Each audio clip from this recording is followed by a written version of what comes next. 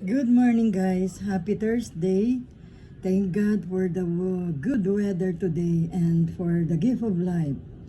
As always, thank you sa Tio Broma Coffee na hindi ako nakakaroon ng acidity at ng palpitation.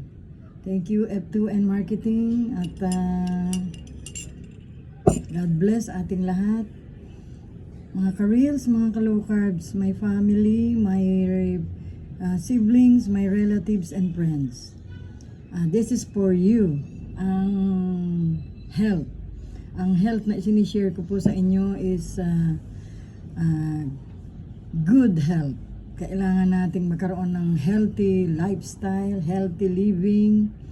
Unang-una ang pagkain ng low carb with intermittent fasting. So guys, every day is a healthy day for me. Lahat nagagawa ko ng maganda, ng walang nararamdamang kakaiba dahil sa aking paglo-low carbs. Thanks be to God, thanks be Dr. Iris, and to myself.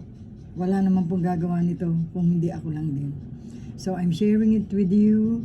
Gumawa na po kayo ng para sa ikabubuti ng katawan ninyo. Kumain po tayo ng low carbs at laging maging positive sa ating mga pag-iisip. Always be mindset, always be mindful. Kailangan nating maging mindful sa ating kapaligiran. At kailangan din natin syempre na laging magpasalamat sa ating Panginoong Diyos. So shout out sa aking mga anak.